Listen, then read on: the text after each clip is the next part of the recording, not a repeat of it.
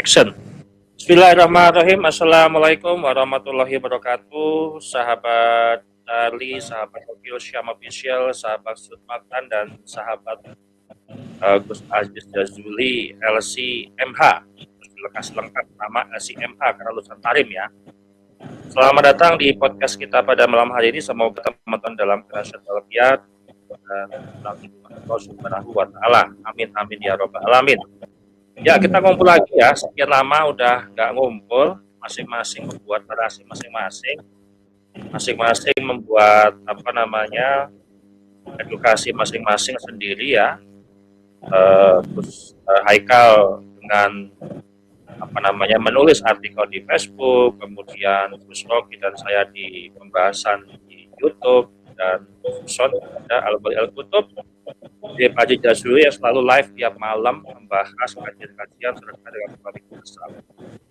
Pada malam hari ini ya kita berempat ngumpul ya, lima sekawan nih pada ya. Kita akan membahas terkait tentang fatwa dari Mbah Rois Awam ya, Haji Mita'ul Ahyar, yang menyatakan bahwa fatwa untuk tidak boleh ribut lagi soal nasab, fatwa untuk tidak boleh membahas lagi nasab.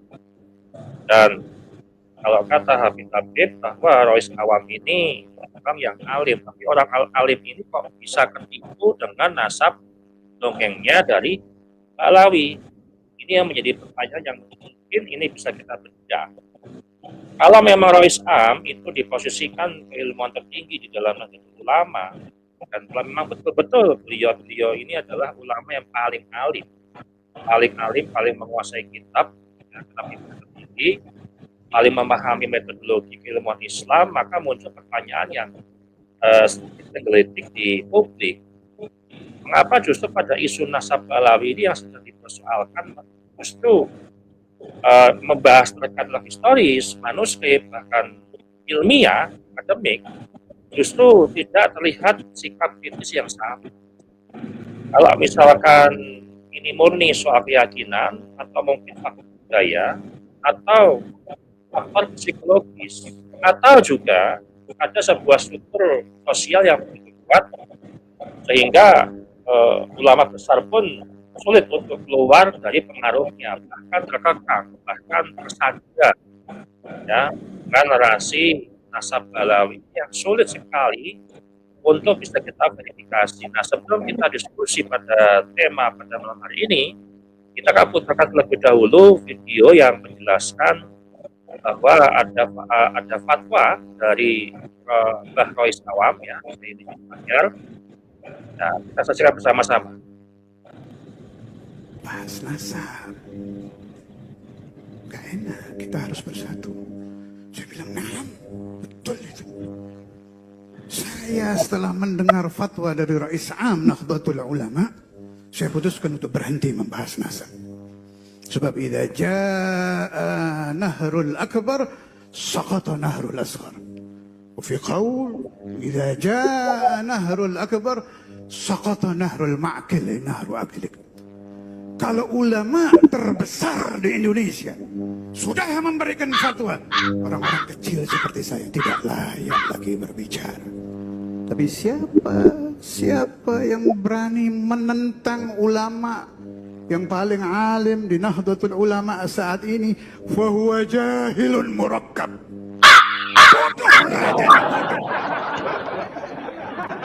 Apabila telah datang fatwa dari ulama besar, yang kecil-kecil diam dong. Bisik-bisik aja harusnya gak berani. Lagi muncul fatwa dari ulama kaliber dunia, Syekh Ali Jumat. Saya kita melihat dua video itu. Alhamdulillah, bersyukur. Kalau gak syukur, dah gak perlu ribut kita. Kalau ada orang yang masih mencaci maki habaib, mencaci maki Ali Ba'alawi, fahuwa jahilun murakkab. Sayyidi Yusuf bin Ismail An-Nabhani, lihat di kitab-kitab beliau. Apa kata beliau? Ajma'atil ummatu syarqan wa gharba. Dari ujung barat sampai ujung timur semua sepakat ala sihhati nasabi Ali Abi Adawi. Diulangi oleh Syekh di Jumat. Ya, jadi itu pertanyaan pernyataan ya dari Rois Awam ke Miftahul Ahyar bahwa kita ini disuruh berhenti untuk bahas nasab. Berarti Gus Ajis ya, Gus Rocky, Gus Haikal, saya pun disuruh untuk berhenti membahas nasab. Ini fatwa. Ya, fatwa dari pimpinan tertinggi di PBNU. Nah, untuk membahasnya kita ke Gus Haikal terlebih dahulu, Gus ya. Nah, jenengan yang paling siap dengan ini karena kita sudah analisis ternyata ya, sudah menganalisis. Jadi ini bagaimana Gus? Ini kok kita disuruh berhenti Gus untuk membahas nasab? Ini fatwa loh Gus. Ini yang harus dipatuhi kata. Namun ini kok lihatnya sederhana dan tidak objektif. Ya, artinya belum diuji belum kok sudah mengeluarkan fatwa. Tiba-tiba kita berhenti untuk membahas. Nah ini bagaimana nih Gus dalam posisi saudara Rois Am yang memiliki keilmuan tertinggi dan untuk pimpinan tertinggi di BPN. Monggo silakan Gus Haikal. Ya, assalamualaikum warahmatullahi wabarakatuh. Saya hormati Bib Jarwi, Bib Profi, Bib Ais Sajuli. Semoga sehat semuanya dan pemirsa sekalian yang dirahmati Allah. Semoga pertemuan kita hari ini bisa bermanfaat bagi kita semuanya, menambah ya khasanah keilmuan kita, barokah semuanya. Baik,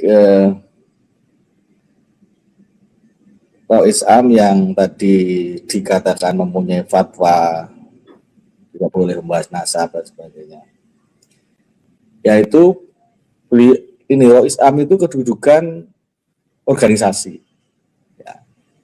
Harus dipisahkan antara pribadi dan organisasi. Karena kalau secara resmi PBNU tidak pernah mengeluarkan fatwa menolak atau menetapkan nasab Pak Alawi, tidak pernah. Secara resmi, secara organisasian. Artinya apa? Artinya ketika Rois Am atau Kiai Miftahul Ahyar itu berkata seperti itu rasa pribadi. Gitu. Karena secara organisasi tidak pernah keluar fatwa dari PBNU sendiri gitu. Itu secara pribadi saja gitu. Ya cukup dipahami bahwa memang para kiai-kiai sepuh ya yang masih pakai paradigma lama yang tentunya punya kedekatan dengan Pak Alawi, dengan para pembesar-besar Pak Alawi, itu pastinya sulit itu untuk berlaku objektif. Apalagi kedudukan mereka di masyarakat itu kan tinggi. Kiai, pondok pesantren, kiai organisasi, kiai NU, pimpinan Suriah, apalagi Rois Am. Pastinya ekses daripada doktrin Pak Alawi yang beredar, yang kemudian merugikan bagi umat, atau tindakan-tindakan oknum-oknum Pak Alawi yang banyak itu yang merugikan umat, itu tidak akan menyentuh level mereka gitu. Bahkan mungkin mereka diuntungkan dengan posisi Pak Alawi sendiri, diuntungkan dengan posisi kedekatan dengan Pak Alawi gitu. Kedekatan yang dalam perspektif kepercayaan mereka itu cucu Nabi gitu, diuntungkan dengan kedekatan itu. Tapi di bawah itu kan banyak sekali eksesnya, mulai doktrin-doktrin sesatnya yang ya kita sudah bahas banyak. Itu ada buku Gus Ayis 455 Khurafat dan sebagainya. Ada yang mengaku Allah, pakai modam itu kan, mengaku, kemudian juga keliling surga, minum telaga Kausar, kemudian juga singgutnya kena air telaga Kausar, kalau jatuh ke bumi bisa menghancurkan gunung gitu kan, gunung dan sebagainya itu. Telaga Kausar kok yang khusus untuk Rasulullah mereka bisa seperti itu. Kemudian juga Rasulullah belajar nahwu, banyak sekali lah gitu. Artinya hal-hal seperti ini mungkin tidak sampai kepada mereka gitu. Tapi berjalannya konflik yang kurang lebih 4 tahun ini tentunya sudah sampai gitu. Nah, ini sikap-sikap yang objektif, transparan, kemudian juga karena persoalannya tidak cuma nasab gitu kan. Nasab ini hanya salah satu aspek gitu. Persoalannya adalah umat ini butuh posisi keulamaan yang jelas gitu. Jangan sampai PBNU itu menjadi bemper daripada Robitul Alawiyah. Dipakai bemper oleh Robitul Alawiyah. Di perilaku-perilaku Habib atau doktrin-doktrin yang merugikan bagi ahli sunnah wal jamaah, an-nahdiyah, itu ya harus difilter, disingkirkan gitu. Dan itu posisi yang paling menentukan, itu posisi Rois Am. Karena kalau selama ini kita misalnya melihat yang tampak luar itu Gus Yahya, itu ya Gus Yahya itu hanya tanfidiyah, pelaksana saja, tapi yang paling menentukan arah organisasi itu Rois Am. Akhirnya ketika Rois Am itu tidak menjaga akidah ahli sunnah wal jamaah, dia itu sebenarnya melanggar konun asasi, melanggar doktrin aswaja NU, melanggar ADR NU gitu. Ini ada beberapa yang sudah saya himpun beberapa pasal begitu ya. Yang saya lihat di ADRT antara lain di pasal 6 ayat 1 huruf A. Bunyi di ART NU, anggaran rumah tangga pasal 6 ayat 1 huruf A, menjaga dan mengamalkan Islam paham ahli sunnah wal jamaah. Menjaga. Hanya ini kewajiban Rois Am untuk menjaga ini. Doktrin ahli sunnah wal jamaah, kaum Nahdliyin itu tidak tercampur, tidak terkotori gitu. Apalagi arahnya ke sesat dan menyesatkan. Ketika tidak mengambil sikap, itu umat bisa melihat bahwa ternyata dengan modal jubah dan sorban itu sudah cukup untuk bisa menipu sekelas Rois Am. Karena apa? Karena doktrin dibiarkan, kesesatan dibiarkan gitu. Tambahin pakai tongkat. Pakai tongkat, pakai siwak, pakai minyak gitu. Nah, tambahin tuh pakai tongkat. Nah, ini seperti hal-hal yang bertentangan dengan ahli sunnah wal jamaah itu, saya kira nanti Gus Aziz Jazuli yang bisa menerangkan banyak sekali pastinya kalau beliau sudah meneliti lewat bukunya itu ya. Kemudian adalah hak anggota di dalam ART pasal 7 ayat 1 huruf E. Anggota itu, para Nahdliyin, warga NU itu berhak mendapatkan perlindungan diri dan keluarga dari pengaruh paham-paham yang bertentangan dengan ajaran Ahlussunnah wal Jamaah. Dan ini tidak dilakukan oleh Rois Am. Ini fatal sekali gitu. Artinya untuk hak para Nahdliyin mendapat perlindungan diri dari dan keluarga dari pengaruh paham-paham yang bertentangan dengan ajaran Ahlussunnah wal Jamaah. Dan tidak hanya Ba'alawi, ya doktrin-doktrin apapun gitu. Tapi dalam konteks ini Ba'alawi yang masih menjadi polemik sampai saat ini, yang tidak diambil sikap objektif dan transparannya, tidak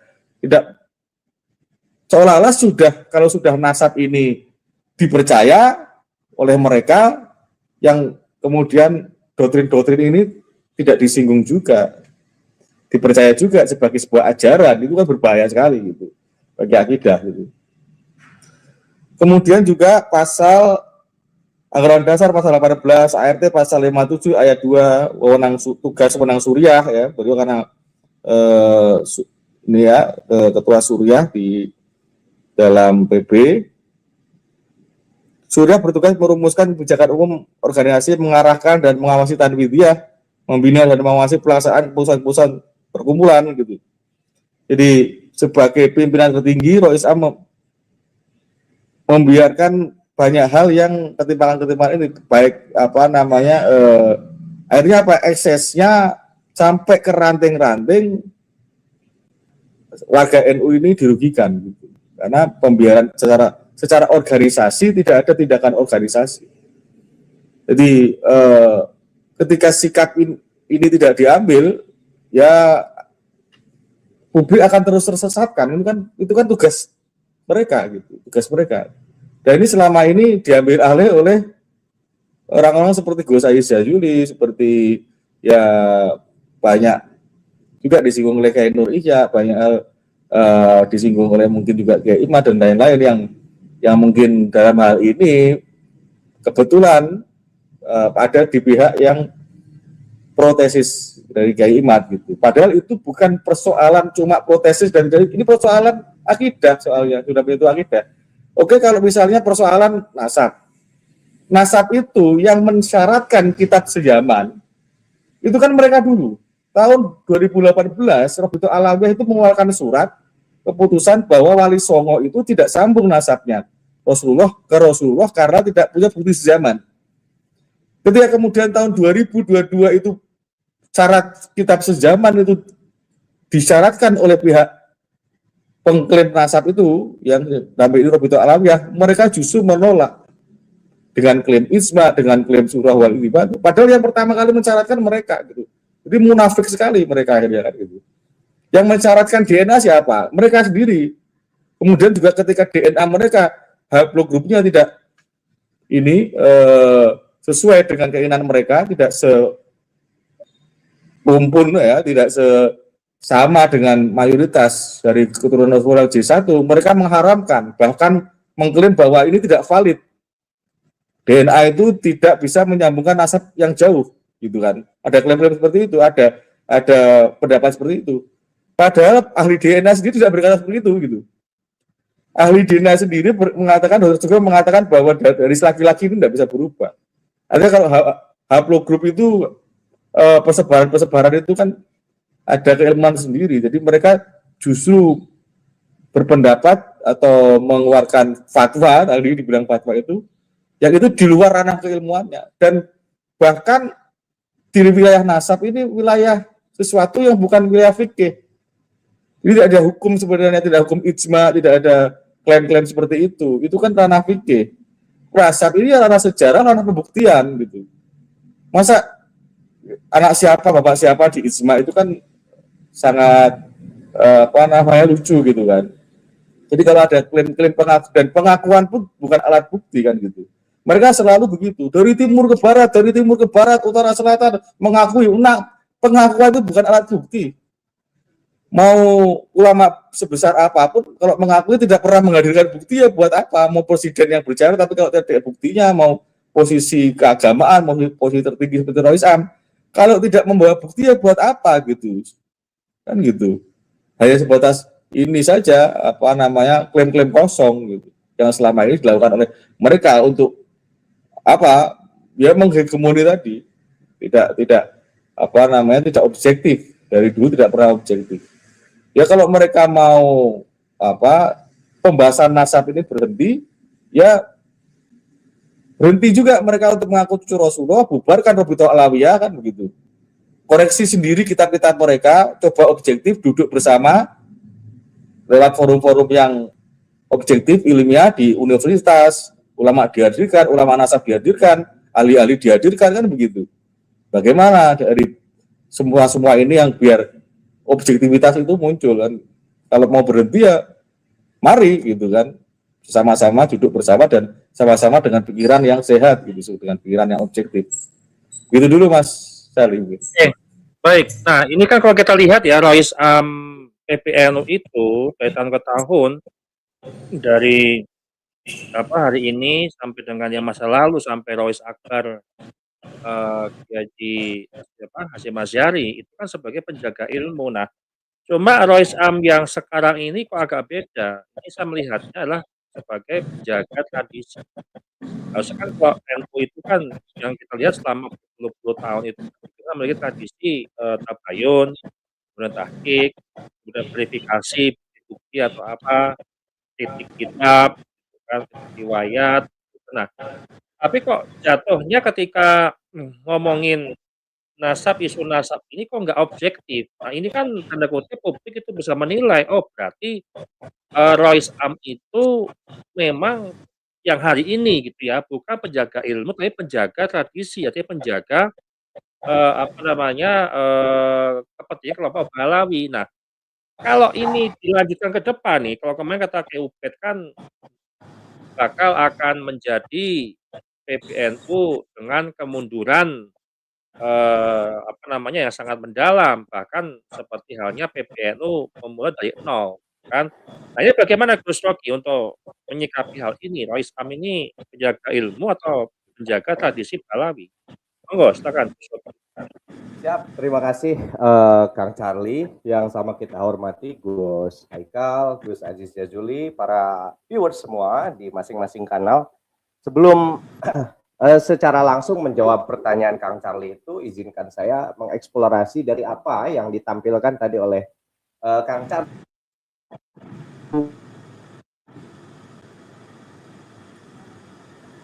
Wah, sinyal ini. Bahwa ada beberapa hal yang harus Sinyal ya, Gus. Lanjut. Lag ini, Gus.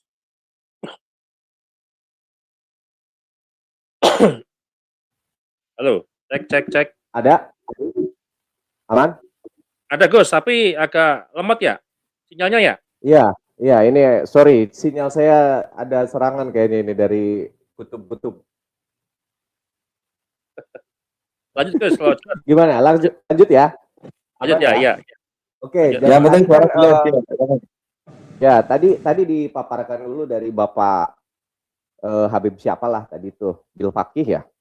Nah, sebelum ke soal NU-nya, itu kan dibilangnya katanya ada fatwa dari orang yang paling alim di Nahdlatul Ulama dan seterusnya. Saya kira sebagai public figure yang berbicara di hadapan jamaah, seharusnya memberikan tabyin, penjelasan apakah memang betul fatwa atau tidak, atau sekedar penggiringan opini gitu.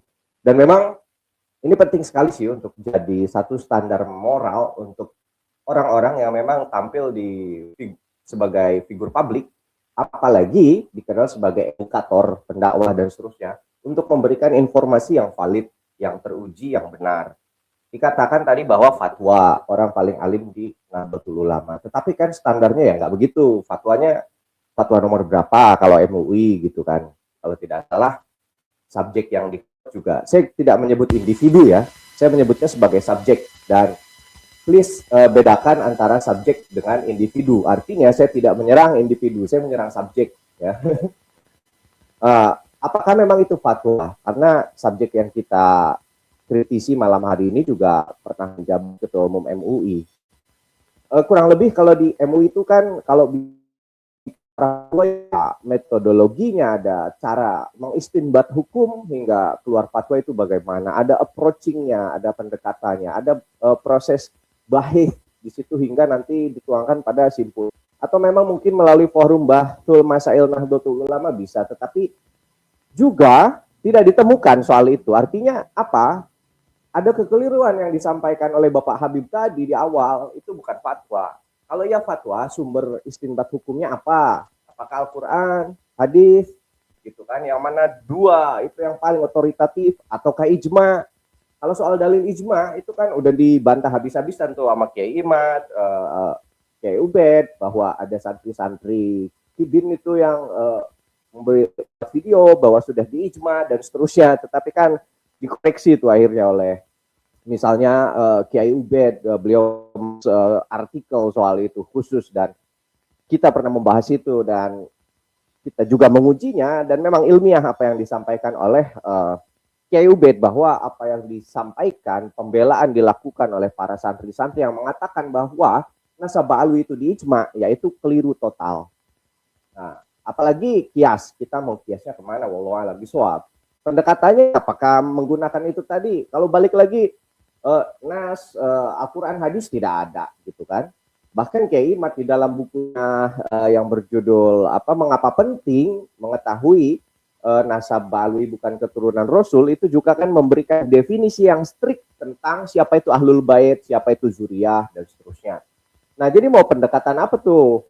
Kan ijma sekali lagi sudah dibantah, itu keliru. Nah, jadi sekali lagi bahwa itu bukan fatwa. Oleh karena itu berarti si Bapak Habib itu apakah sedang menyampaikan hoax? Pertanyaannya. Karena itu bukan fatwa sekali lagi. Nah, sekarang kita masuk ke subjeknya yang dianggap di-quote sebagai kiai paling alim. Saya tidak akan membantah soal paling alim atau tidak. Yang jelas rumusnya, di atas orang alim itu ada orang alim lagi. Di atas lagi, ada lagi, akan selalu lebih tinggi. Jadi tidak ada the most cleverest man in the Nahdlatul Ulama. Karena akan selalu ada yang lebih pintar di atasnya. Saya kira di antara kita yakin soal itu. Jadi kalaupun ada orang yang merasa saya lah paling alim sedunia, itu hati-hati, bentuk kesombongan. Bukankah kita pernah diceritakan kisah Nabi Musa yang pernah mengklaim diri sebagai paling alim, kemudian akhirnya Gusti Allah menegur bertemu dengan Nabi Khidir. Correct me if I'm wrong tentang kisah, tetapi itu paling alim. Saya tidak akan membantah, hanya saja mohon diingat, di atas orang alim itu ada yang alim lagi. Gitu. Subjek ini juga saya justru melihatnya khususnya, wabil khusus di dalam konteks perdebatan mengenai nasabah alawi, saya tidak melihat aspek apa ya, mengurai problematika secara utuh, secara epistemologis, kemudian juga jami'an, mani'an, sehingga ditemukan simpulan yang syukur bisa membantah tesis Kiai Imad. Itu tidak ada. Alih-alih, justru saya melihat ada semacam apa yang bisa dipahami dalam istilah intentional ignorance. Mohon izin kepada netizen yang mungkin pernah mengkritik saya, jangan ke Inggris dan lain-lain.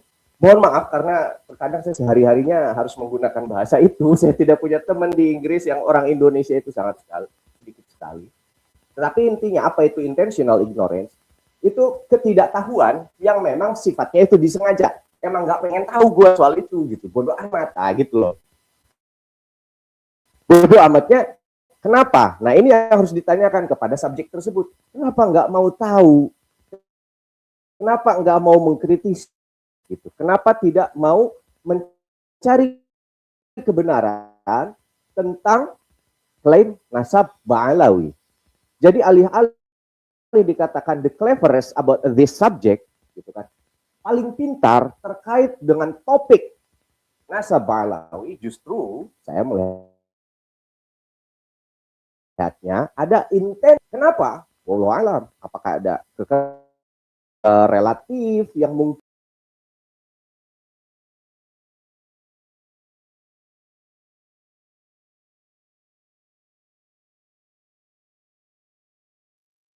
Sinyalnya kesambar orang ini.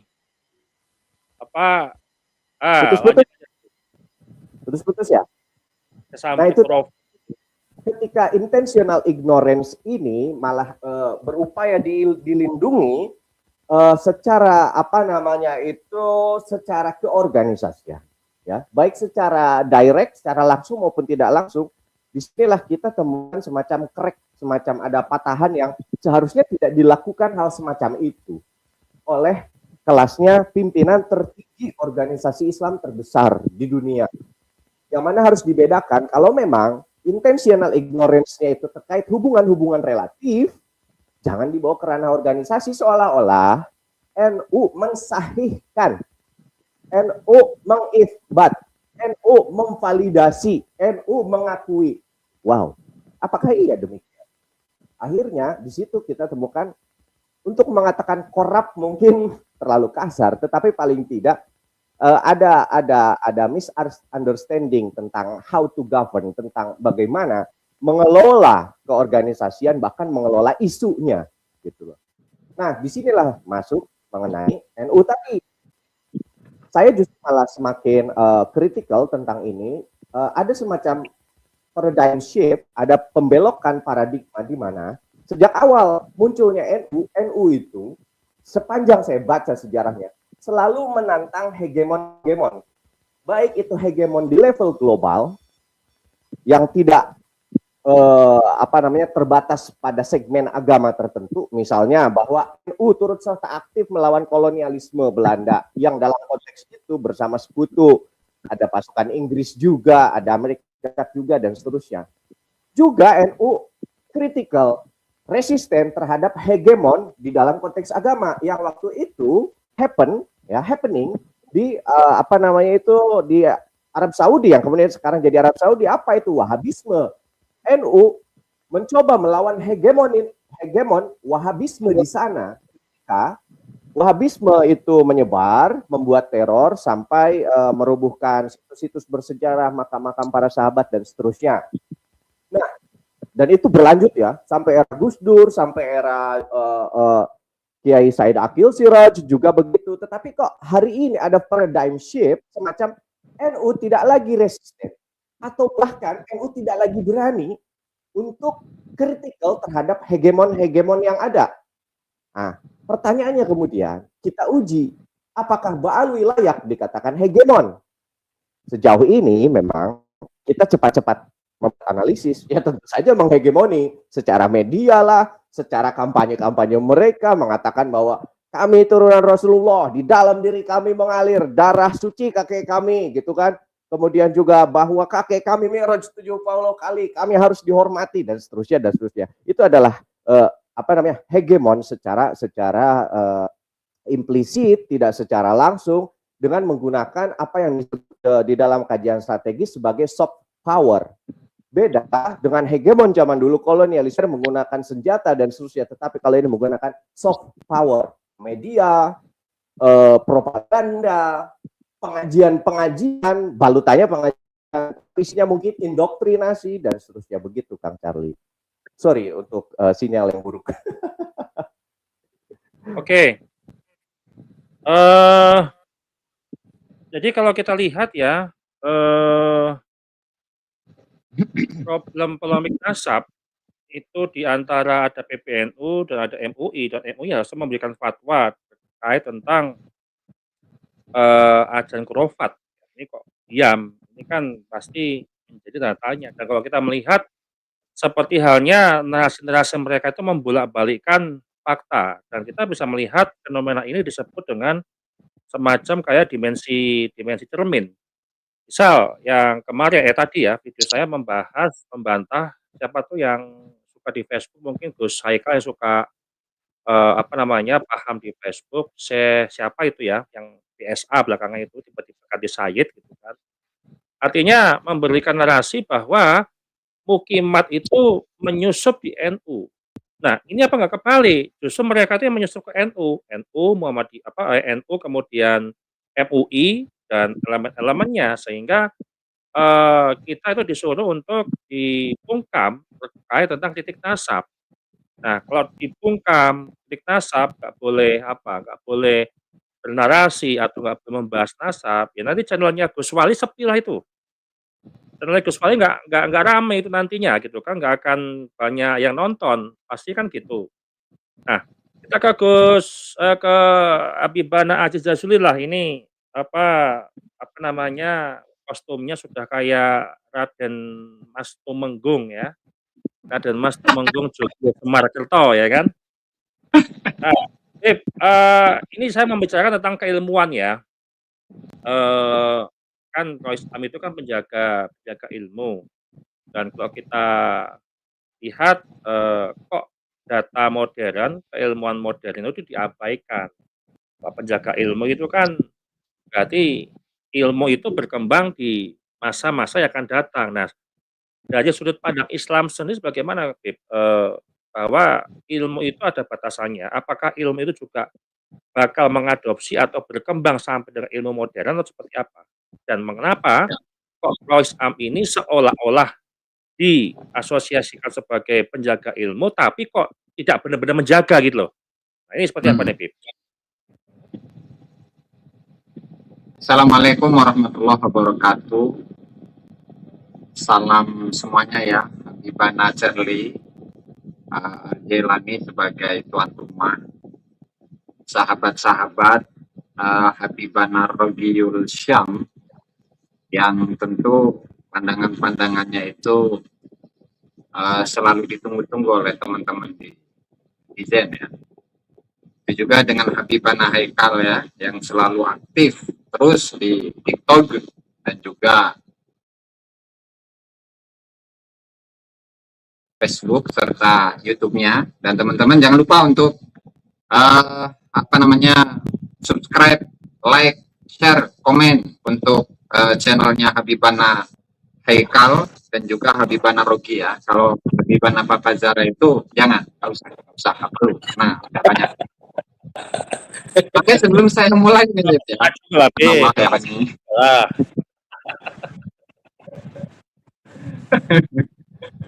Saya akan sedikit komentar ini kepada Habibana Charlie. Ya. Jadi Habibana Charlie itu tidak mencerminkan akhlak seorang Nahdliyin ya. Sehingga saya curiga jangan-jangan beliau ini adalah penyusup dari Balawi atau FPI ya. Kenapa? Karena beliau ini memanggil seorang tokoh yang ulama tertinggi di Nahdlatul Ulama dengan sebutan Rais Awam, dan itu suhu adab. Gak boleh itu. Subhanallah ya. Gak boleh. Sehingga antum itu harus memanggilnya sesuai dengan ini, sesuai dengan gelarnya gitu. Kalau KH ya Kiai Haji, jangan Kiai Habib. Kalau memang gelarnya itu Rais Am ya Rais Am, jangan Rais Awam, jangan, nggak boleh itu ya. Sehingga ya itu kritik yang ingin saya utarakan saat saya menyimak bagaimana narasi yang disampaikan oleh Habibana Charlie ya. Sebelum dimulai, ini suara saya aman ya teman-teman semuanya di bawah di aman, Be. Aman. Alhamdulillah ya, subhanallah. Jadi alhamdulillah tadi menyikapi atau menjawab jawabannya pertanyaannya Habibana Charlie ya. Bagaimana pandangan saya tentang ilmu?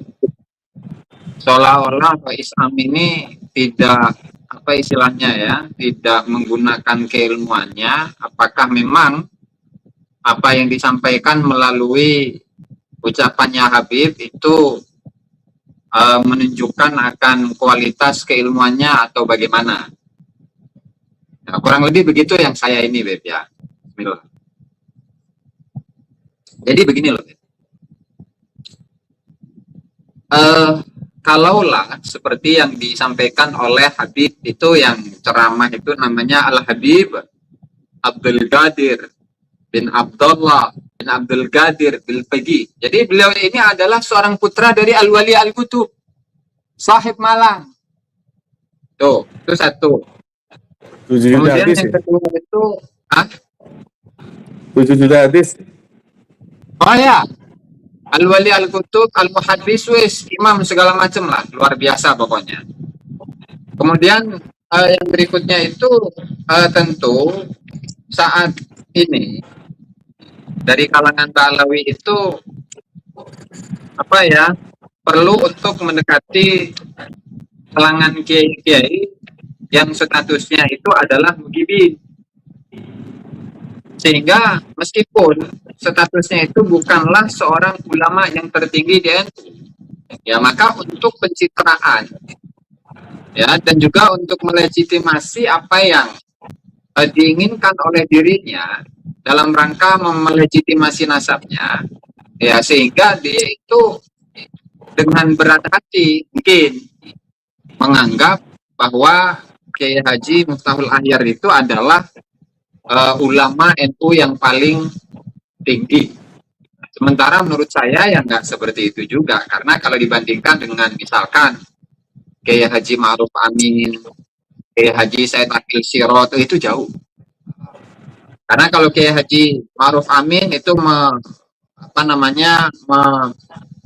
mencetak karya-karya atau melahirkan karya-karya yang banyak, yang kemanfaatannya kepada umat Islam itu jelas. Begitu juga dengan Kiai Haji Said Akil Sirot, Kiai Haji Ma'ruf Amin itu sama. Nah, sementara hal ini tidak kita temukan di Kiai Haji Miftahul Ahyar. Nah, kemudian tadi mengenai fatwa. Jadi apakah yang disampaikan oleh Kiai Haji Miftahul Ahyar itu adalah fatwa?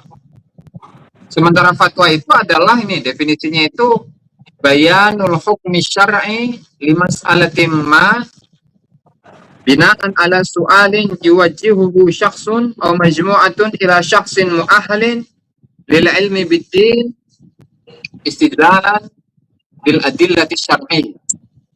Jadi yang namanya fatwa itu adalah penjelasan mengenai hukum syariat terhadap suatu permasalahan yang atas suatu permasalahan atau pertanyaan yang diajukan oleh seseorang. Nah, hukum syariat, misalkan kita ingin membongkar apakah yang disampaikan oleh siapa Kiai Haji Miftahul Ahyar melalui Sang Habib dilarang. Dilarang itu kan sama dengan haram, tidak boleh. Artinya apa? Di saat seseorang itu melanggarnya, maka dia akan mendapatkan dosa. Dan ketika melaksanakannya, maka dia akan mendapatkan pahala. Nah, cuman yang kita pertanyakan begini. Jadi apakah apa yang disampaikan oleh Habib dengan mengatasnamakan Roh Islam itu berdasarkan atas dalil? Jangan-jangan itu atas dasar kepentingan gitu.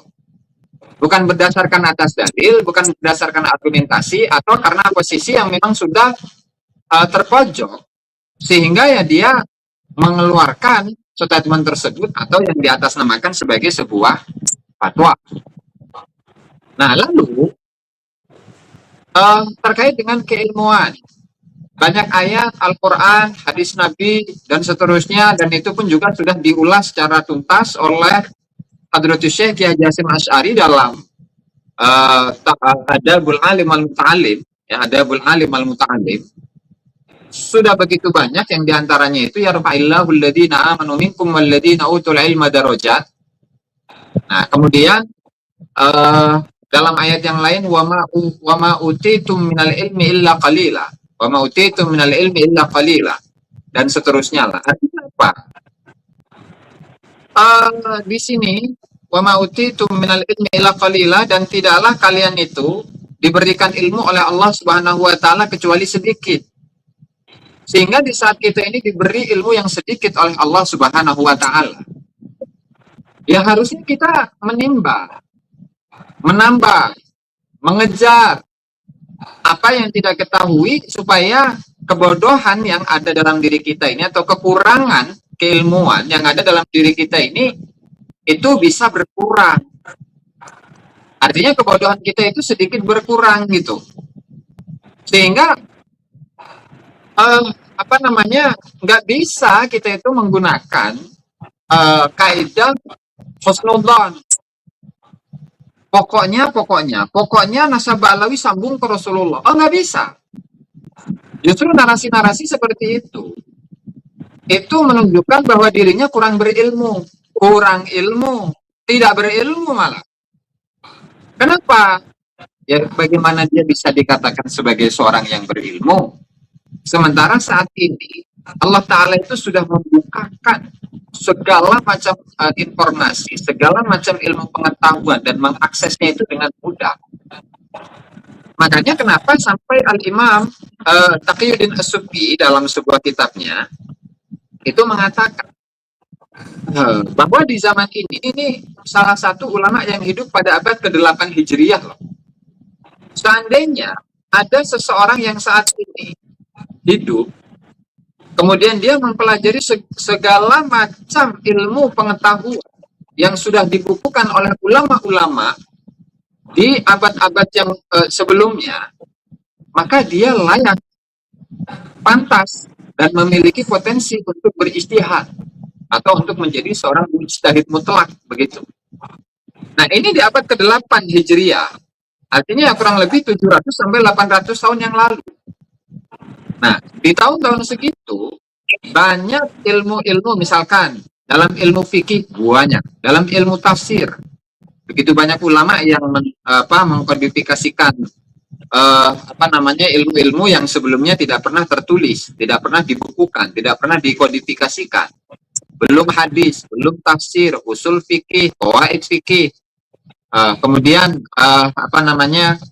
ilmu iktisad, ilmu alat segala macam, nahwu, lughah dengan berbagai macam bagiannya ya. Nah, apalagi sekarang. Artinya untuk mendapatkan pengetahuan, nah itu lebih sangat mudah daripada 700-800 tahun yang lalu. Nah, sehingga di sini di saat sikap yang kita dapati dari pemimpin-pemimpin di PBNU ya, entah itu ketum, entah itu Rois Am. Nah, ini kenapa beliau-beliau ini malah menghindari pengetahuan, menghindari keilmuan. Seharusnya kalau memang Nahdlatul Ulama sebagai sebuah gerakan kebangkitan dari para ulama, harusnya mengembangkan keilmuan dong. Tidak merasa cukup dengan husnuzon, tidak merasa cukup dengan husnuzon, atau mungkin ada satu kepentingan di situ, sehingga apa? Keilmuan yang seharusnya bisa dikejar, yang seharusnya bisa digapai, itu malah ditinggalkan. Nah, sehingga di sini sikap yang seperti itu saya rasa adalah sikap yang bertentangan dengan ilmu pengetahuan atau nahdah lah, Nahdlatul Ulama itu sendiri. Sehingga ya nanti pada waktunya masyarakat itu sadar, para nahdliyin itu pun juga sadar bahwa betapa yang didapati dari para pemimpin-pemimpin PBNU pada hari ini atau pada periode ini itu jauh dari kata ilmu pengetahuan yang, atau dengan kata lain, takut dengan kebenaran, takut dengan pengetahuan, dan lebih takut dengan lebih takut kepada kepentingan yang bertentangan dengan ilmu pengetahuan. Nah, mungkin ada satu hal yang sedikit menggelitik. Jadi kalau boleh saya mengkritisi ya, tentu boleh-boleh saja ya. Kalau boleh saya mengkritisi Rois Am. Jadi sebenarnya apa yang kita lakukan selama ini, yang dilakukan oleh Habibana Charlie, Habibana Rogi, Habibana Haikal, itu tidak melulu soal nasab. Tapi ini adalah berkaitan dengan kebangsaan, berkaitan dengan keumatan, berkaitan dengan generasi-generasi yang akan melanjutkan dan meneruskan perjuangan kita ke depan, anak cucu kita. Nah, kemarin saya baru mendapatkan sebuah kesimpulan ya, saat saya membaca sebuah buku Majmu' Kalam Al-Habib Abu Bakar bin Muhammad As-Saqqaf ya, yang disebut dengan Shahid Gresik. Jadi Shahid Gresik itu ternyata bukan yang kita pahami selama ini, Beb. Shahid Gresik itu kan pemilik Gresik, kalau makna letterleknya ya, atau makna literalnya. Ternyata Shahid Gresik itu bermakna sunan. Sebagaimana Sunan Ampel disebut Shahid Ampel, Sunan Giri disebut sebagai Shahid Giri, Sunan Bonang disebut sebagai Shahid Bonang, Sunan Kudus disebut sebagai Shahid Kudus. Nah, sehingga dalam buku ini Majmu' Kalam Al-Habib Abu Bakar bin Muhammad As-Saqqaf, Shahid Gresik itu alias Sunan Gresik. Nah, sehingga di sini ada penggeseran makna, ada penggeseran tokoh dan penggeseran sejarah di Nusantara, yang diantaranya itu adalah Sunan Gresik ya, atau Maulana Malik Ibrahim, yang seharusnya beliau ini harus lebih diangkat, dijunjung, sejarahnya lebih diperluas lagi. Jangan kayak kemarin ngomongnya Maholi Gresik, tetapi yang diholi itu adalah sosok yang hidup pada meninggal pada abad ke-20. Dan dia memiliki kedekatan dengan Habib yang ada di Kuitang yang mendapatkan 3 bintang salib singa. Nah, sehingga ini ada apa gitu. Jadi apakah selama ini kita Sunan Tarim itu namanya. Siapa? Sunan Tarim itu namanya. Allah, inna lillahi wa inna ilaihi raji'un. Nah, sehingga disinilah sisi bahayanya yang selalu saya suarakan, selalu Habib Rogi suarakan, selalu Habib Haikal suarakan, selalu Habibana Charlie suarakan, bahwa inilah bahayanya. Ya, karena memang penjajahan itu jangan dianggap sebagai bentuknya ya, bentuk penjajahan itu jangan kita gambarkan bahwa penjajahan itu harus perang seperti di saat Mataram itu melawan Belanda atau Banten Sultan Ageng Tirtayasa melawan Belanda, enggak seperti itu. Tetapi yang lebih parah lagi yang namanya penjajahan itu adalah di saat mental dari suatu masyarakat, dari suatu kelompok, dari suatu bangsa itu sudah ditundukkan oleh kelompok tertentu, kelompok pendatang khususnya. Nah, sehingga sekarang ini di mana dari kalangan orang-orang pribumi, orang-orang Nusantara, di saat sejarah mereka itu dibelokkan, mereka menganggap itu nggak apa-apa. Di saat Sunan Wali Songo, para Wali Songo itu disebut sebagai para habaib, itu nggak apa-apa, nggak masalah bagi mereka. Di saat Nusantara disebut sebagai Bintu Jawa, Bintu Tarim, maaf, Jawa Bintu Tarim, itu nggak masalah bagi mereka. Kemudian di saat Nusantara itu dikatakan sebagai milik Aulia Tarim, itu disebutkan oleh mereka dianggap nggak apa-apa. Nah, ini yang bermasalah itu adalah mentalnya, Beb. Sehingga di saat mereka ini sudah menganggap dirinya itu rendah, dirinya hina, tradisinya rendah, dihinakan, direndahkan itu nggak masalah bagi mereka, maka disitulah letak dari orang yang sebenar-benarnya terjajah, orang yang sebenar-benarnya memiliki mental yang budak, mental inlander. Makanya kenapa pada hari ini, pada malam ini saya menggunakan ini, Beb. Saya menggunakan batik ini. Batik saya ini sudah lama sebenarnya, Beb. Ini rada pamer batiknya nih, Beb. Kemudian juga menggunakan ini ikat ya, atau apa namanya, plankton. Ini sengaja biar apa? Biar saya ini Nusantara loh. Saya ini nggak malu untuk menggunakan batik, untuk menggunakan plankton. Kemudian meskipun di hari-hari atau di tahun-tahun sebelumnya itu ini dianggap sebagai pakaian orang Hindu. Meskipun ini dianggap sebagai pakaian orang orang-orang apa namanya, penyembah pohon, penyembah batu. Saya nggak peduli itu, Beb. Kenapa? Karena saya merasa bangga, saya cinta terhadap tanah air saya, tradisi saya, budaya saya, dan pakaian yang dimiliki oleh orang-orang Nusantara, bangsa Nusantara. Mungkin itu dulu, Beb. Nanti bisa disambung lagi. Mangga, silakan. Oke. Berarti kita melihat sekarang ini kan Balawi ini kan saking kepepet ya, artinya berlindung di balik PBNU, artinya di PBNU ini sekarang posisinya melindungi dan berlindung. Kalau Islam melindungi Balawi, ya Balawi berlindung di balik NU. Dan ini memang sudah kita bisa baca. Karena nanti hasil akhirnya nanti generasi ke depan ini yang bahaya, teman-teman ya. Jadi kita berempat ini, Gus Toki, Gus Haikal, Ajis, itu bukan menyebar sebuah kebencian, bukan. Yang kita kritik itu kan sebuah narasi.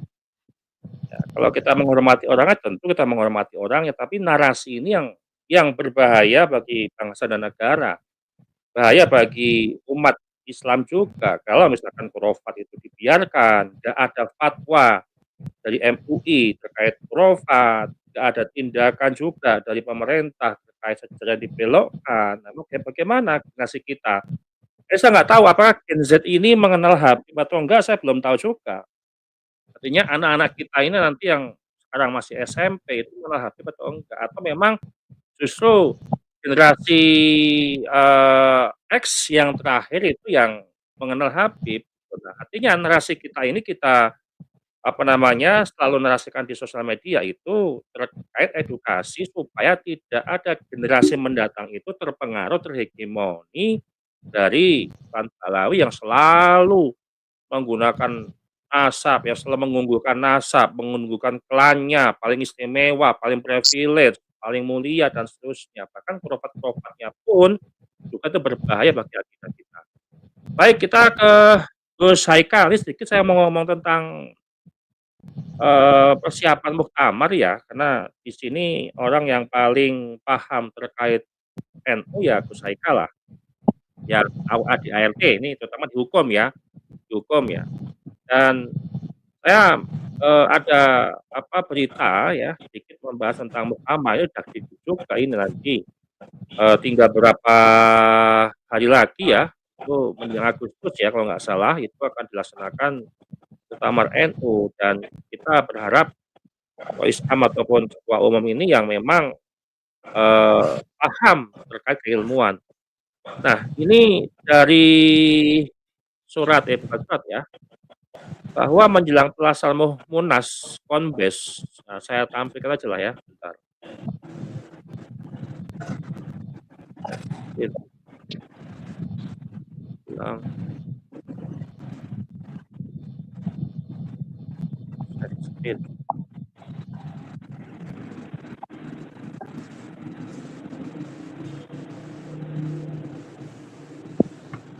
Menjelang pelaksanaan Muktamar Konbes, pesantren Al-Falah Peloso beredar di media sosial usulan 9 nama kiai sepuh untuk jadi ahwa ya khusus mendatang. Nama-nama itu, 9 nama itu yang beredar, yang pertama adalah Kiai Mustafa Bisri. Nah ini, Kiai Haji Miftahul Ahyar, Kiai Haji Anwar Nasyur, Kiai Haji Nurul Huda Jazuli, Kiai Haji Ma'ruf Amin, Kiai Hatur Muji Badaruddin, Kiai Haji Sa'ake Sirot, Kiai Haji Asif Saifuddin Qalim, dan Kiai Haji Nazruddin Umar. Nah, terkait dengan muktamar, Gus Haikal, seberapa jauh pengaruh ahwa ini di dalam nanti menentukan hasil muktamar terkait tentang ketua PBNU dan Rois Am itu sendiri? Apakah nanti juga Kiai Haji Miftahul Ahyar juga bisa menjadi Rois Am lagi periode kedua atau enggak gitu? Kalau ini terjadi lagi ya 2 periode lagi mereka, ya ini bahaya Gus untuk ke depan. Justru ini kemunduran bagi NU sendiri. Nah ini seperti apa nih Gus? Ya, terima kasih Mas. Ya, seperti yang sudah kita tahu bersama, akan ada event Munas di Poso ya. Dan tampaknya sudah mulai ada, ya bisa dibilang propaganda media sosial ya. Misalnya di awal itu Kiai Said Agil Sirot diberitakan besar-besaran tidak akan mencalonkan menjadi Rois Am gitu kan. Dan itu juga saya kritisi, itu yang media-media seperti CNN dan kawan-kawannya itu yang tadi sebenarnya dikritisi oleh Gus Ayis itu Rois Awam, itu yang menyebutkan Rois Awam itu beliau sendiri, bukan Bib Jari yang mengawali. Itu memang beliau sendiri yang mengakui bahwa beliau itu Rois Awam. Bib Jari hanya mengkonfirmasi aja, konfirmasi saja gitu. Nah, beliau kadang menggunakan media-media seperti CNN atau media lain untuk bernarasi gitu. Malah saya curiganya itu Rois CNN malah itu. CNN.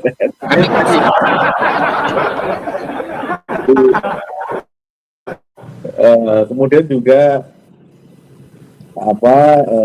yang kemarin kita angkat bersama ya mengenai SK-SK yang barangkali sekarang sedang atau sedang berproses ya untuk bisa diberikan kepada semua yang masih kosong supaya definitif, supaya hak suaranya itu bisa digunakan gitu kan, tetap jadi mutamirin jadi tetap gitu. Kemudian ada kasus yang mengiringi itu kasus tambang, kasus hal-hal yang mungkin di dalam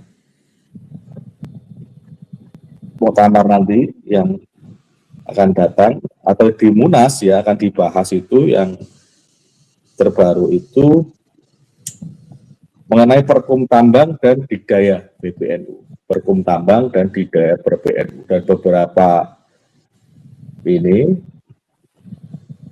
kelompok orang, ada profesor juga di situ, pengennya menolak gitu pembahasan itu. Gitu. Ada perkum itu, padahal ya kita ya patut curiga juga kenapa ditolak gitu, pembahasan perkum itu. Karena semakin ada krisis-krisis yang tidak ditangani secara cepat mengenai kebutuhan organisasi, kejelasan-kejelasan itu ya mau sampai kapan gitu kan. Karena momen untuk membahas itu ya di Munas itu, momen untuk membahas itu ya di forum-forum yang memang berkompeten untuk membahas itu. Malah justru dihindari itu, masalah itu akan terus menganga dan tidak ada mengenai tambang, mengenai budaya gitu kan. Karena juga ini sesuatu yang penting bagi NU ke depan gitu, bahwa itu kebutuhan organisasi untuk bisa menghadapi tantangan zaman. Ini tambang ini mau seperti apa gitu kan. Kemudian yang di dalam PT-nya, di dalam sekilas saya kemarin melihat ada pembagian saham seperti disinggung oleh Said Akil juga bahwa Rois Am mendapat 1%, Ketum PBNU Budaya mendapat 1% dari bagian saham itu ya. Walaupun ini masih belum terlaksana, artinya itu juga perlu dibahas dalam Perkum Tambang itu, apakah pembagian itu dibenarkan gitu. Karena itu kan masih internal, itu waktu di internal pengurus sendiri tidak pernah dibahas secara terbuka gitu kan saham itu. Itu juga mungkin perlu dibahas secara komprehensif gitu. Bahkan itu patut disambut baik gitu, ketika itu terbuka prosesnya gitu kan. Ini menarik itu apakah ada ketakutan ini para oligarki ini bahas itu atau bagaimana gitu. Jadi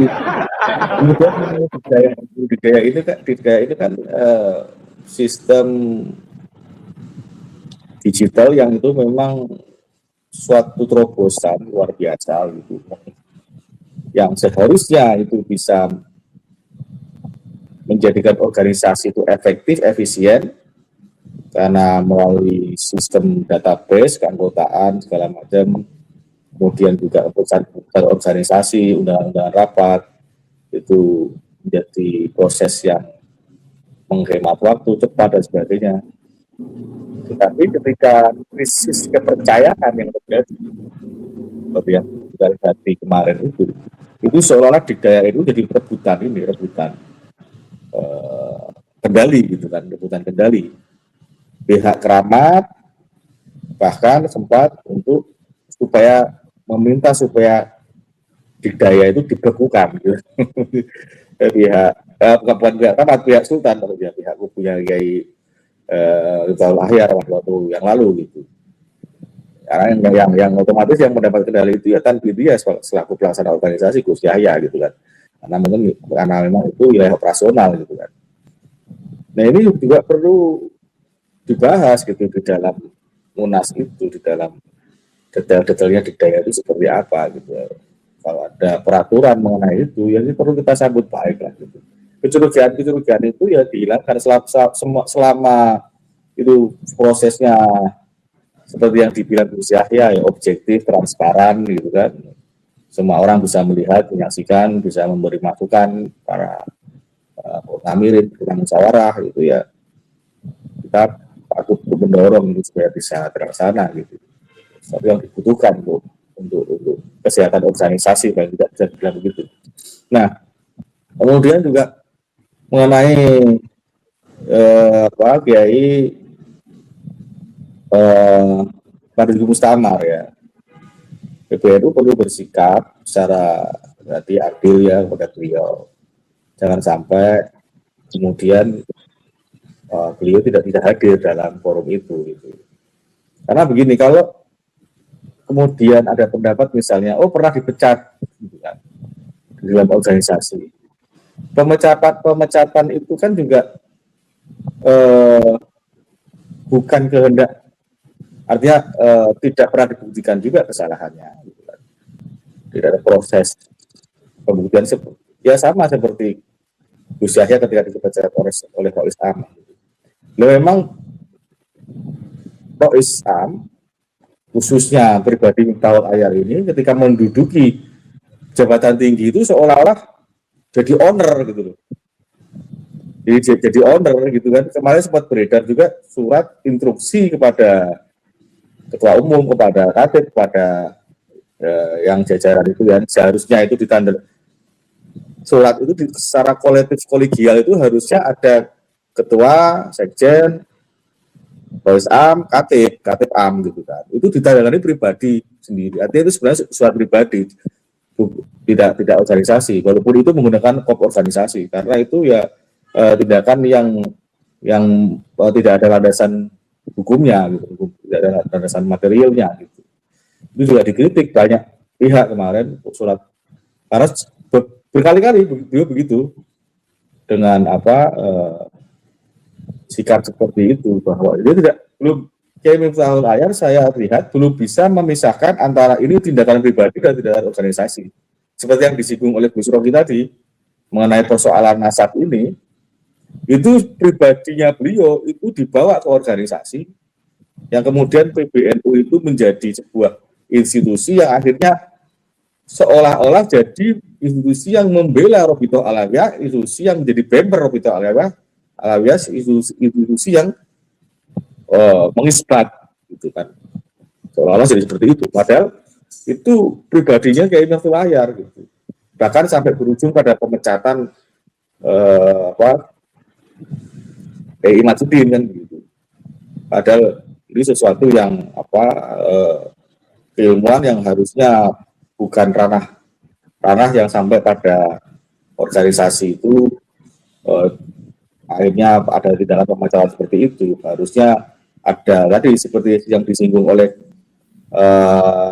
Mas Herli, bisa ada tabayun dan segala macam, duduk bersama mengkaji apa yang sedang diteliti Kiai Imad, dibandingkan dokumen-dokumen dan segala macam benar tidaknya, diverifikasi dan segala macam dokumen-dokumennya itu, menghadirkan ahli-ahli misalnya memang dibutuhkan. Sikap-sikap seperti itu ya sebenarnya kita tunggu gitu kan.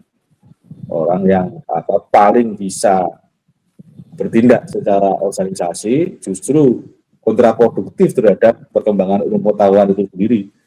Makanya ketika bukti sudah terang benderang mengenai isu Pak Alawi ini, bahkan tadi Gus Aisyah ini juga menyinggung bahwa ini ada pola-pola yang menghegemoni, menjajah yang secara terang-terangan, karena memang terang-terangan seperti disinggung Prof. Mahfud MD, ada narasi sejarah kebangsaan, siapa namanya Soekarno proklamasi itu sebelumnya sowan sama Kuitang gitu kan, narasi tentang bendera, narasi tentang Pancasila dan segala macam, itu juga ada hal yang perlu dikaji kebenarannya gitu. Bahkan Prof. Anhar Gonggong juga mulai berkomentar gitu kan. Tapi itu kan nggak diperhatikan oleh Rois Am. Yang penting pokoknya utuh Nabi selesai gitu. Padahal persoalan-persoalan yang berkaitan dengan mereka itu banyak sekali gitu. Yang paling dibutuhkan hegemoni Pak Alawi ini itu ya Nahdliyin gitu. Karena Nahdliyin ini yang selama ini percaya bahwa mereka cucu Nabi gitu. Dan kepercayaan itu ada bukti-bukti yang kemudian menjadikan akhirnya judul ini muncul, bahwa ternyata selama ini tertipu. Bahkan setelah Rois Am dibilang bisa kita katakan itu tertipu dengan narasi itu. Karena apa? Karena ya di seputar hegemoni ini tidak pernah ada di luar nasab, itu juga tidak diperhatikan oleh beliau. Artinya apa? Dengan narasi nasab ini, rentetan dari kejanggalan-kejanggalan baru, doktrin-doktrin khurafat itu seolah-olah distempel sebagai satu kebenaran, itu fatal. Itu pembodohan sistemik jadi akhirnya apa yang dilakukan oleh Rois Am atau pribadi Miftahul Ayar paling tidak, karena berimbas pada organisasi gitu. Itu yang kepercayaan pribadinya itu organisasi di bawah-bawah gitu. Nah itu ya kalau dikatakan nanti kemudian bisa menjadi calon Rois Am atau menjadi Rois Am lagi, yaitu segala proses-proses yang bisa jadi akan terjadi pergolakan itu. Cuma saya harap para ahwa ini kiai-kiai sepuh Dan saya juga sarankan tidak hanya dalam struktural NU saja atau di struktural organisasi NU yang dilibatkan, tapi kiai-kiai pesantren yang kultural juga ada perwakilan di situ. Bahkan kemarin Dr. Sugeng juga menyarankan ada figur wanita seperti Ibu Sinta Nuriyah juga kalau memungkinkan juga bisa dilibatkan dalam pembahasan itu gitu kan. Jadi artinya ada warna di situ yang memang itu membawa inspirasi yang genuine gitu, inspirasi yang betul-betul murni gitu, tidak ada dorongan-dorongan yang ada afiliasi politik seperti yang beredar itu. Ada Prof. Nazaruddin Umar itu tidak apa namanya beliau tidak clear ya, tidak murni karena ada aspek afiliasi politiknya itu masih Menteri Agama, masih kecenderungan nanti malah jadinya merugikan Prabowo kalau beliau di situ gitu.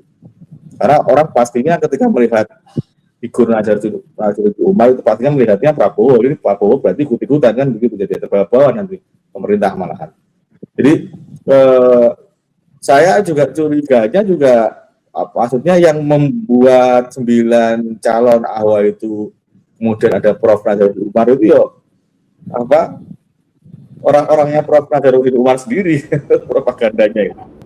Jadi seperti itu, atau pihak-pihak yang pengen memang inilah hal-hal yang pecah konsentrasi umat ya, kemudian umat itu tidak bisa objektif dikirim pada satu nama tertentu, akhirnya ya sudah di secara politik psikologis itu diarahkan gitu kan, itu nanti ketika anggap itu surat usulan nama-nama ini saja misalnya gitu ya. Ada pemilihan seperti itu ya.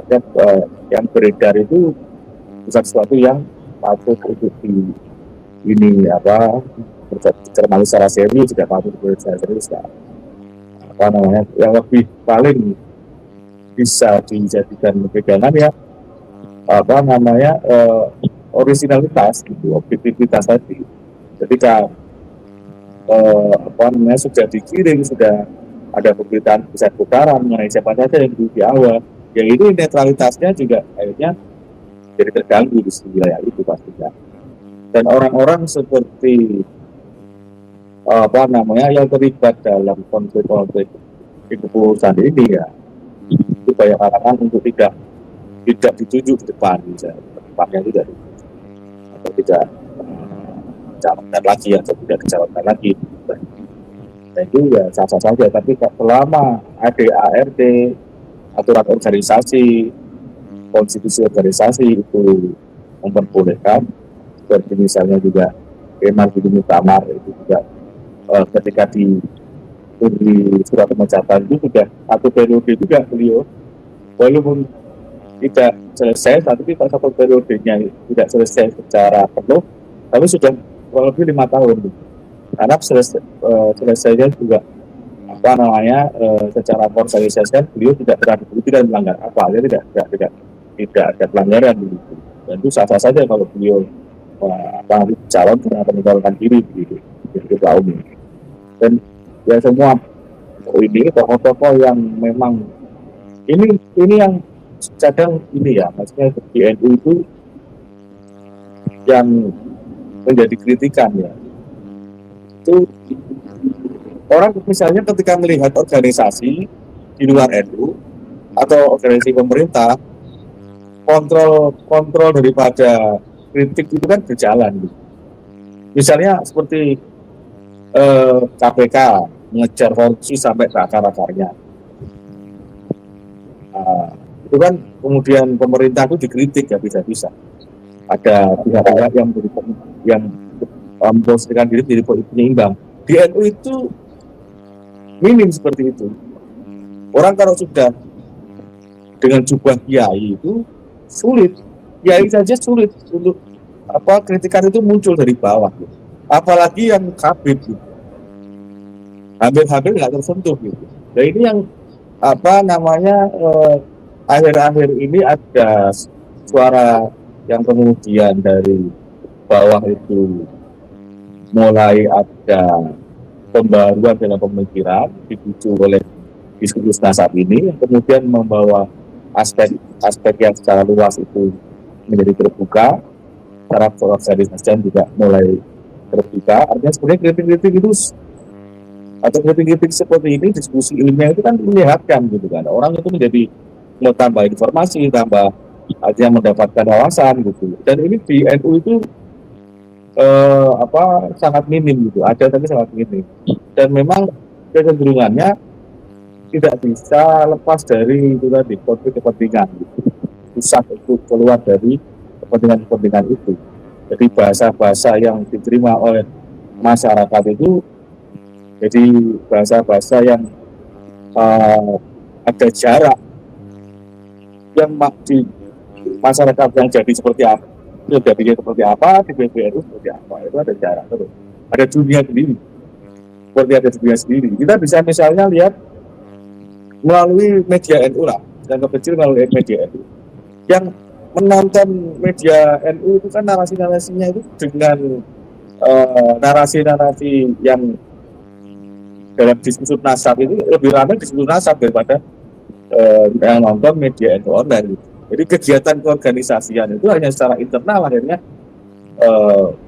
berefek gitu. Tapi yang urusan keumatan ini yang berurusan dengan orang banyak ini tidak belum tersentuh. Gitu. Jadi begitu mungkin kurang mengajari kalau bisa panjang. Oke, silakan Gus Fakih untuk menanggapi juga ini. Oke, suara saya ada ya. Kita dapat beberapa kata kunci sebetulnya dari Gus Haikal, Gus Ajis.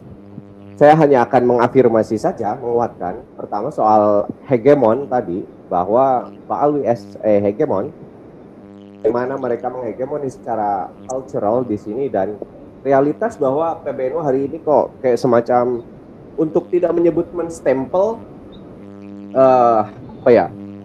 cenderung belak-belakan, tidak mengisbat juga sih, tetapi bahkan mencoba memadamkan pembahasan di internal jam'iyah ataupun jamaahnya sendiri. Ini yang tentu kita prihatin sebagai jamaah NU, anak muda NU, santri, di mana justru kalau kita melihat aspek lainnya adalah ada sebuah celah diskursus yang muncul yang di situ punya novelty, punya research gap gitu kan. Punya kebaruan di dalam ilmu pengetahuan, ada celah di dalam dunia riset itu untuk lebih lanjut ditelaah, dikoreksi. Nah, mestinya orang yang punya hasrat intelektualisme, kemudian ilmu, semangatnya di dalam keilmuan, melihat diskursus ataupun polemik nasab Alwi ini secara senang, menyambut dengan baik, dan bahkan terpantik untuk meneliti, untuk ikut meneliti apakah urusannya hasilnya benar atau tidak, subjektif atau objektif, itu kembali ke soal metodologi, soal pendekatan dan lain sebagainya.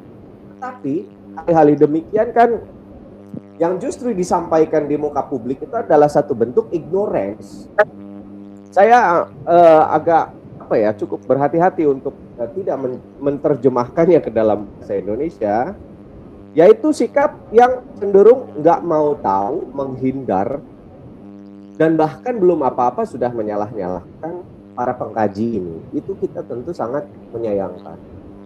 Yang kedua, hegemoni ini. Gimana? Dibilang Wahabi, Khawarij gitu katanya. Ya. Nah, Khawarij lah, Wahabi gitu kan. Sebetulnya apa sih yang mereka pahami soal ini? Ini kritik kita berikutnya, bahwa jangan ngaku kiai kalau saya juga nggak otoritatif sebetulnya untuk bicara ini, tetapi sekali lagi ini subjektif saja menurut saya. Kalau kita ngaku kiai, intelektual, ilmuwan, coba usahakan jangan berdiri di Menara Gading, jangan hanya duduk aja di Ivory Tower, tapi harus turun secara sudah alim, Jangan merasa sudah sempurna berilmu lagi. Selesai satu ilmu, faida farogta fangsob. Cari lagi, masih banyak ilmu ini luas. Di antaranya adalah ilmu nasab hari ini. Berkaitan dengan ba'alwi yang secara kultural, sosiologi agama Islam di Indonesia itu hegemonik. Siapa yang berani menyangkal fakta itu? Bahwa mereka itu hegemon. Bahwa mereka itu hegemonik di dalam realitas sosiologi agama masyarakat kita. Dan kiai-kiai yang hanya duduk di Menara Gading menikmati relasi kuasa yang mereka punya, ya pada akhirnya akan semacam itu. Apalagi kalau ternyata punya hubungan-hubungan relatif atau hubungan-hubungan yang sifatnya simbiotik, saling menguntungkan satu sama lain secara material maupun imaterial. Nah, kritik berikutnya supaya kita balance, tidak hanya memang figur-figur ini kiai ini punya peran di muka publik, menyampaikan pesan, berdakwah, mengedukasi, tetapi juga bagaimana pesan kita ke masyarakat bahwa please jangan lagi mental kita itu terjajah merasa inferior di hadapan siapapun.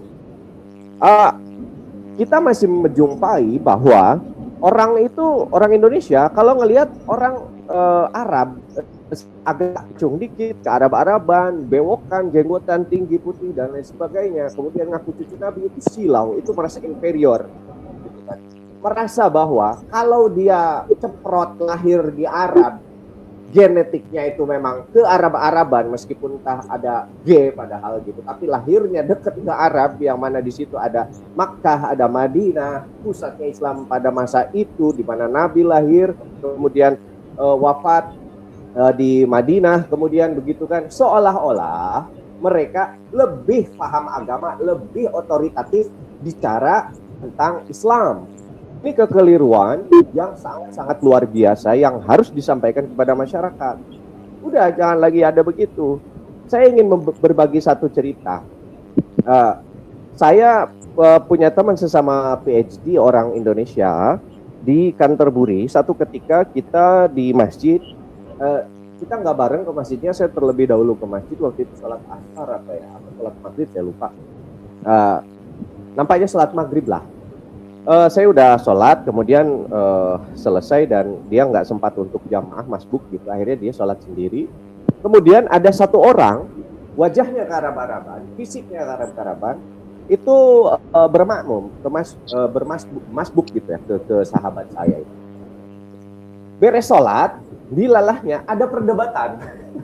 Si makmum ini yang dari wajahnya ke Arab-Araban ini komplain ke teman saya, Abad, tentang kenapa kamu mengeraskan bacaan bismillahmu, kemudian dudukmu itu di tahiyat akhir kok begitu berbeda, begitu kan. Teman saya bingung menjawabnya bagaimana, begitu kan. Akhirnya karena saya pun ini ada apa kok beres sholat malah kayak semacam ada cekcok begitu. Akhirnya saya samperin, what's wrong mates, gitu kan, what's wrong brother. Akhirnya dia cerita gini. Akhirnya saya jelaskan, mungkin kamu tidak memahami bahwa notabene kita dari Asia Tenggara, khususnya Indonesia, itu pemeluk mazhab Syafi'i, dan teman saya itu tidak memahami bagaimana nanti kalau mazhab di sini yang notabene di UK itu kan rata-rata mengamal mazhab Maliki, gitu kan. Akhirnya saya terangkan seperti itu. Ada sedikit perdebatan tentang itu sampai akhirnya sudahi, dan beberapa hari kemudian kita berjumpa lagi di masjid. Si orang itu nyamperin ke saya dan meminta maaf bahwa apa yang Anda paparkan itu ternyata tepat. Mohon maaf atas arogansi saya,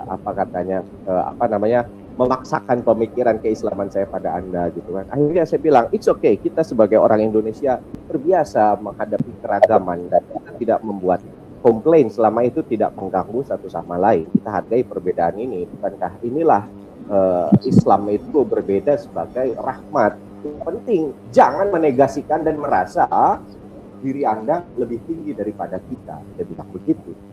Nah, saya mau share keberanian saya untuk bicara seperti itu, bahwa tidak mesti itu. Oh iya, pada akhirnya saya tahu dia itu orang Bahrain yang waktu itu Indonesia lagi kalah gara-gara dicurangi sama Bahrain. What the fuck kan? Mengesalkan sekali waktu itu.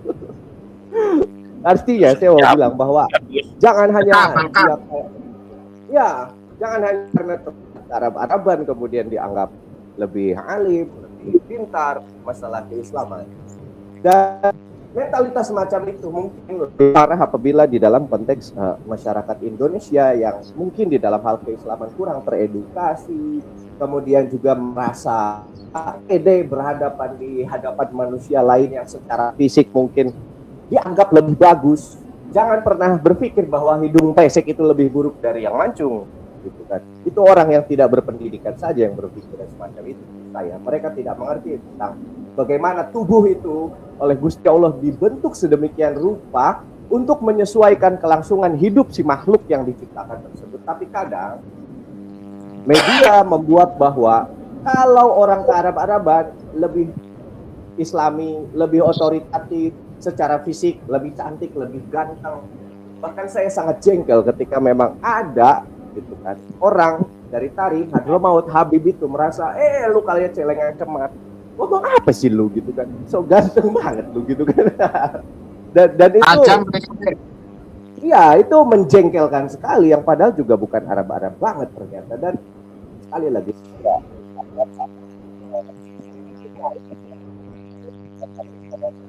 azam, kita semua sama di hadapan Allah Subhanahu wa taala, yang membedakan hanya ketakwaan, dan kita tidak perlu panjang lebar jelaskan itu. Dan terakhir, bahwa Nahdlatul Ulama menjelang muktamar ini tentu harapan kita jangan diterus-teruskan kepemimpinan ini dengan karakteristik penyampaian yang kadang tumpang tindih hanya karena preferensi pribadi terhadap klan Ba'alwi, juga mungkin ada hubungan relatif. Akhirnya dikapitalisir bahwa itu menjadi isbat bagi nasab Ba'alwi. Kemudian juga digunakanlah otoritas keorganisasian NU untuk menghambat tumbuhnya diskursus yang menurut saya pribadi ini ilmiah, ini membuka ruang pengetahuan yang semakin lebar, ini mencerdaskan kehidupan kita sebagai bangsa Indonesia, sebagai umat. Dari itu, ini meningkatkan rasa percaya diri kita sebagai sebuah bangsa. Ini yang perlu diapresiasi saya kira. Terima kasih banyak. Oke, baik. Sedikit saya simpulkan sebelum nanti Gus Aziz menjawab kesimpulan dan sekaligus penutup ya untuk podcast malam hari ini. Jadi kalau yang disampaikan yang diambil penting bahwa dari usulan di Poso itu ada semacam ada narasi memang untuk suatu kepentingan. Dan perlu netizen pahami kenapa kalau kita membahas NU selalu ada kaitan dengan Ba'alawi selalu ada kaitan dengan NU, karena sama-sama saling mendapatkan manfaatnya, termasuk pendapat dari podcast kita dengan Gus Rocky dan Ubed bahwa ada sebuah kekhawatiran jika nanti Rois Awam ini dengan ketum ini akan jadi 2 periode lagi, maka akan menjadi kemunduran. Itu bukan sebuah narasi yang keluar seketika, tapi adalah dasar-dasar yang memang ada sebuah kekhawatiran tentang rumah kita, rumah NU kita kan ini. Bahkan dari tahun ke tahun, dari per 5 tahun pergantian ketua umum itu di seluruh struktur PBNU itu ada nama Habib. Memang yang paling mencolok di era Gus Yahya ini ada 9 Habib. Nah, ini kita justru ada sinyal, ini berarti memang saling mendapatkan keuntungan, saling melindungi dan saling berlindung. Dan sempat juga yang disampaikan Gus Abbas kemarin, sinis, skeptis terhadap hasil muktamar NU nanti. Namun nanti ini ada bawa juga, karena kan gerbong-gerbong Ba'alawi ini mau kemana ya kan? Memang benteng pertahanan Ba'alawi itu berada di NU. Dan kalau kita skeptis, hasilnya nanti akan menjadi buruk. Dan ketika nanti ada Habib lagi di 9 struktur di suku PBNU, nah ini bagaimana untuk masa depan NU? Pasti di 5 tahun ke depan ini job panggung kita makin banyak nih Gus, untuk mengomentari, untuk mengkritik, termasuk jobnya Gus Aziz, jobnya Gus Haikal, Gus Rocky untuk mengkritik, karena memang sangat menghegemoni sekali, tidak ada yang bisa dibantah itu. Bahwa itu menghegemoni sekali, apalagi di tubuh NU ini ya, menyusup NU, bukan mukimat, bukan kita yang menyusup NU, tapi habaib yang menyusup NU itu milik otoritas di NU. Makanya pola-pola narasi sekarang ini Balawi lebih cenderung kepada menonjolkan ya, artinya menonjolkan otoritas, ya, otoritas tokoh, otoritas ulama, otoritas kepakaran dan seterusnya, bukanlah nasab. Ya, ini sangat berbahaya sekali buat kita semuanya dan untuk waktu itu. Dan kira-kira seperti apa nih Gus Aziz untuk menyimpulkan dari yang saya sampaikan dari Gus Rocky, Gus Haikal, bahwa memang yang paling merasa alim ini justru malah yang paling mendapatkan apesnya lah, tertipu dengan casingnya. Tadi yang disampaikan oleh Gus Haikal itu ada yang pakai sorban, ada yang pakai baju gamis, ya itu aksesoris lah. Ambil lagi tongkat, ada siwa, ada sendal segala macam dan seterusnya. Nah ini seperti apa nih Gus Aziz? Bahwasanya kita ke depan ini, kalau misalkan kita ambil skenario terburuk, ya ada Habib lagi di syukur PBNU, nah ini ke depannya seperti apa? Monggo silakan Gus Aziz sebagai penutup selanjutnya. Terima kasih Habibana Charlie ya. Sebagai closing statement mungkin ya. Jadi NU ini didirikan oleh kiai kita, kiai Nusantara yang warok, yang dekat dengan Allah Subhanahu wa Ta'ala. Dan saya yakin bahwa para pendiri-pendiri Nahdlatul Ulama itu saat beliau masih hidup itu selalu mendoakan NU dan juga kemaslahatan NU ke depannya. Sehingga di sini saya menggunakan husnudzon saya, Beb. Dengan adanya polemik ini, setidaknya sedikit ada goncangan di NU bahwa ternyata selama ini itu kita atau NU ini disusupi oleh mereka-mereka ini dari kalangan Habib Balawi. Jadi bukan para mukimat yang memanfaatkan NU, tetapi justru mereka inilah yang sebenarnya para Habib Balawi, itulah yang memanfaatkan NU itu sendiri. Nah sehingga saya teringat dengan sebuah ayat di Al-Quran mengenai ahlul kitab sebenarnya. A'udzubillahi minasyaitonirrajim. Ya ahlul kitab la talbisunal haqq lima talbisunal haqqa bil batil wa taktumunal haqqa wa antum ta'lamun. Wahai ahlul kitab, artinya di sini orang-orang yang berpengetahuan, memiliki wawasan yang luas. Kenapa kalian itu mencampurkan antara hak dengan kebatilan, sehingga antara hak menunjukkan mana yang hak dan mana yang batil itu orang-orang menjadi bingung. Wa taktumunal haqqa, sementara para orang-orang yang berpengetahuan itu dengan sengaja menutup kebenaran dan mereka dalam keadaan tahu. Artinya banyaklah ayat-ayat yang serupa dengan ayat ini, yang lain. Nah artinya dalam polemik inilah, polemik Balawi ini atau diskursus Balawi, baik itu yang kaitannya dengan nasab, dan itu adalah modal utama dari semua klaim yang kita temukan pada hari ini atau di tahun-tahun yang sebelumnya, modalnya nasab, atau polemik dengan yang berkaitan dengan sejarah, yang berkaitan dengan ajaran wawasan kebangsaan, yang kaitannya dengan ilmu syariat, di mana semuanya itu terbuka gitu loh. Ternyata ada gerakan-gerakan yang membahayakan Nahdlatul Ulama itu sendiri, di samping juga membahayakan negara kita, bangsa kita, serta ajaran dalam agama kita. Nah itu saya rasa mereka tahu, Nah cuman ya sekali lagi karena mereka itu memiliki banyak kepentingan atau ada kepentingan di balik apa yang mereka lakukan saat ini. Saya rasa mereka paham kok bagaimana Ba'alawi sebenarnya. Dalam hati kecil mereka itu sebenarnya Ba'alawi itu bukanlah keturunan Rasulullah SAW, tetapi ya karena tertutup oleh kepentingan-kepentingan itu, sehingga yang memang dalam ayat yang lain itu wa'id akhadallahu mitsaqal ladzina utul kitaba litubayyinunnahu lin-nas wa la taktumunahu fanabadhuhu wara'a dhuhurihim washtaraw bihi thamanan qalila. Oke, ringkasnya, di mana mereka yang memiliki pengetahuan, memiliki keilmuan, harusnya itu kan memberikan pencerahan dan pembebasan kepada masyarakat, kepada bangsa, kepada umat, agar umat itu tercerahkan, ini yang hak, ini yang batil.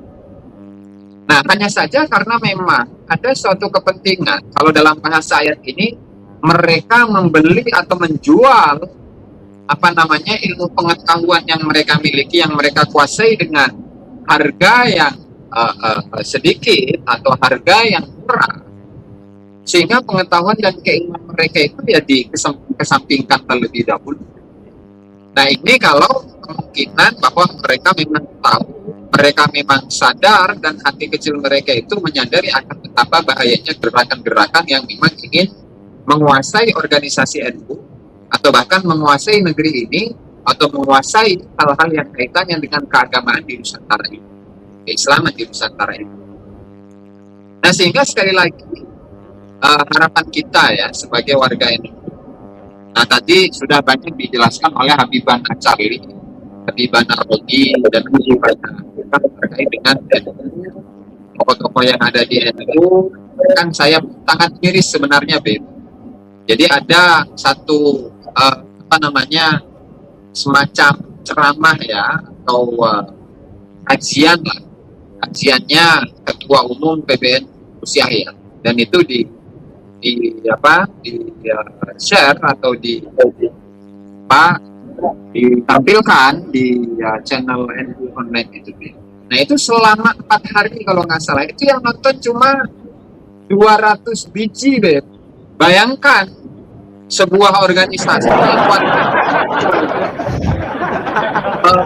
warga terbesar, organisasi yang anggotanya itu adalah terbesar di dunia, saat ketum menyampaikan suatu narasi atau suatu kajian yang nonton cuma 200 biji doang, Be. Jangan kan 200 biji kali ya. Udah jenuh berarti kali ya, umat-umat jenuh kali ya. Nah, sehingga di sini miris gitu loh, Be.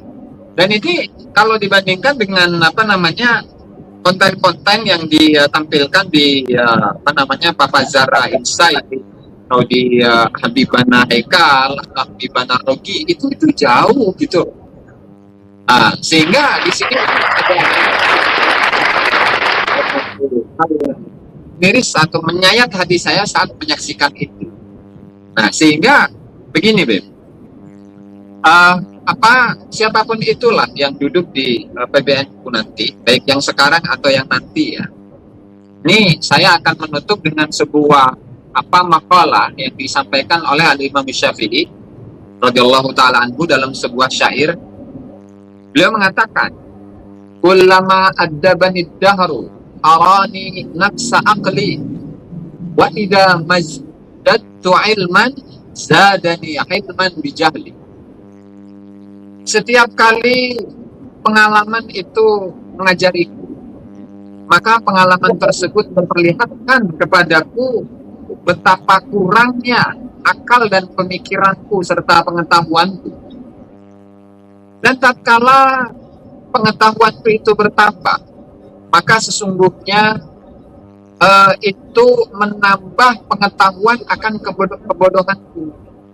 Nah, artinya di saat ini Imam Syafi'i dalam menyampaikan syair ini, beliau ini haus akan ilmu pengetahuan.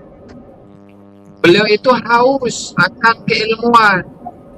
Di mana saat beliau bertambah pengetahuan beliau, maka bertambahlah pengetahuan beliau akan dirinya yang bodoh. Sehingga yang beliau nggak ingin, tidak menginginkan dirinya ini menjadi orang yang bodoh gitu. Nah, sementara untuk narasi-narasi yang kita dapati dari ketum di beberapa waktu lalu ya, di beberapa bulan lalu atau mungkin tahun yang lalu, madhab kita ini husnudzon.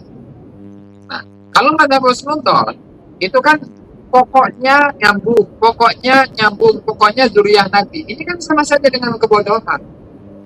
Nah, sehingga dari mana kita ini bisa menjadikan tokoh-tokoh yang seperti itu menjadi suri tauladan kita dalam kehidupan kita hari ini, apalagi dalam kehidupan kita di masa depan.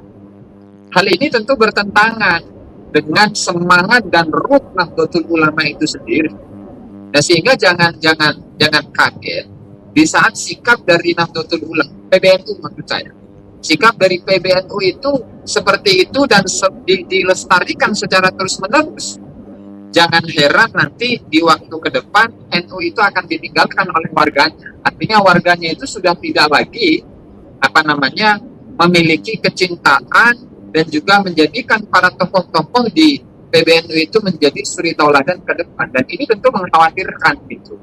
Tetapi ya kembali tadi kepada husnudzon saya kepada Allah Subhanahu wa taala bahwa NU ini tetap akan dijaga oleh Allah taala, sehingga Allah taala itu akan menjaganya dari segala macam orang-orang yang berkepentingan di situ, atau orang-orang yang sengaja masuk atau memanfaatkan NU untuk kepentingan dirinya, kepentingan pribadinya, kepentingan kelompoknya, kepentingan klannya, itu satu persatu akan